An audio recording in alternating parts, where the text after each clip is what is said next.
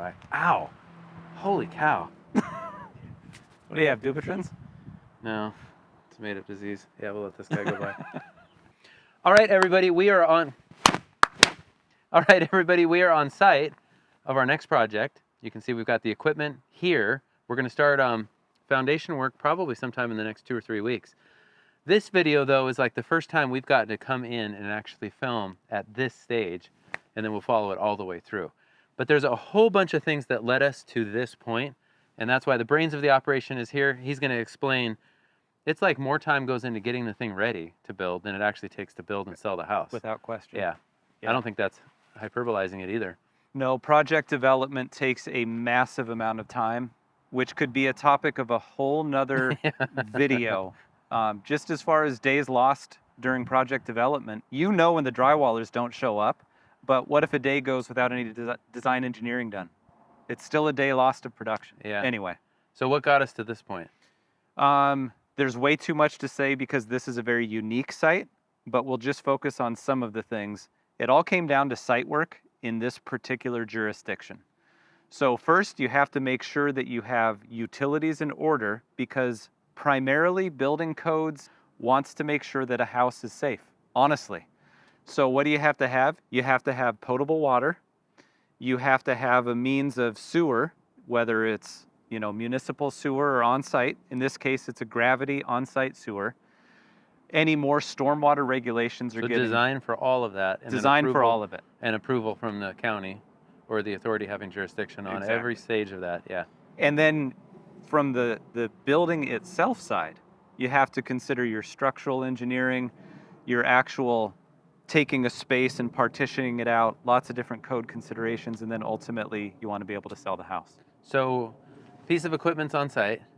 We've got people that are going to start here this week. What is it that they're going to be doing? Primarily, it's to be able to get you and your crew to be able to build a foundation. You've always wondered which trade is the most important?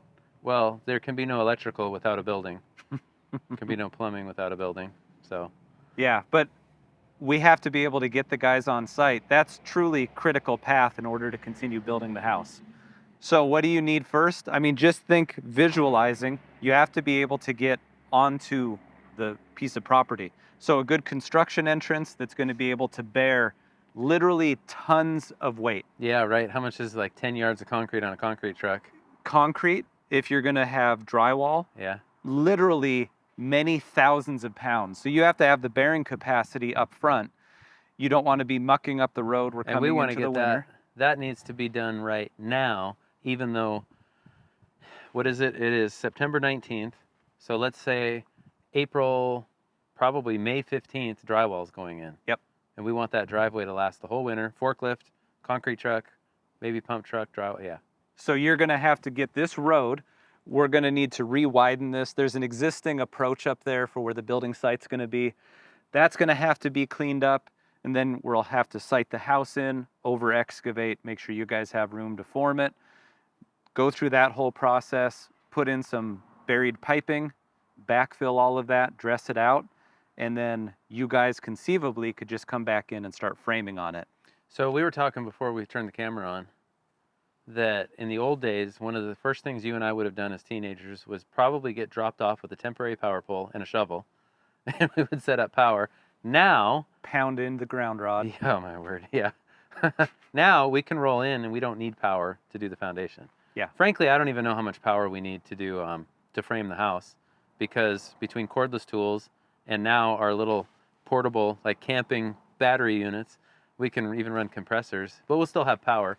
So now you can kind of schedule power at your leisure instead of trying to get that in and deal with them. Yeah. Yep. So, trying to do things in a very intelligent way. We've got this mobilized, but it's a big piece of equipment. They'll probably use a different piece of equipment for the actual trenching to bring power in.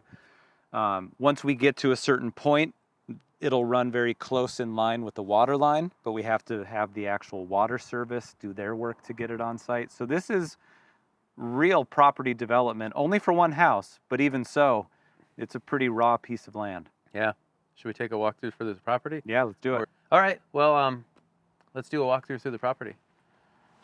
I was going to go and jump off that, but I tell you what, last time I jumped, it kind of hurt. Oh, you want to stop? Nice. I am really looking forward to documenting this project. We don't often get to come in well, that's not true. We do often get to come in at this point. It's just, I've only been doing YouTube for a couple of years. This project I want to document from this point all the way through the entire rest of the process. So there'll probably be a lot more videos, but just a little bit shorter. I hope you enjoy them all. I'll just start talking. Start talking. Okay, we're up here. Someday, soon, there will be a house here, infiltration pit back there, soil amendment there, septic tank, septic drain field. I don't know where the reserve is, but now it's just a matter of executing the plan and going through the process. House here, what's the total parcel size?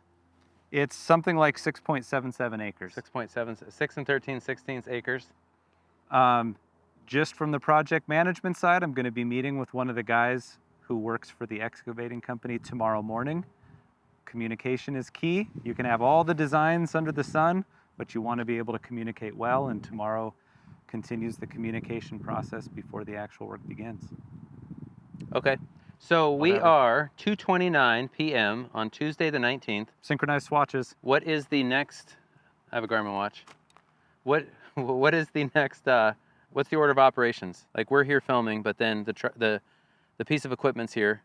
When's everybody starting, and what are they doing? It all, everybody's job sites just take a little longer, a little slower, just depending on what they have going on. This week, we will be beginning construction in earnest. Yeah, that's a non-answer. It's Tuesday.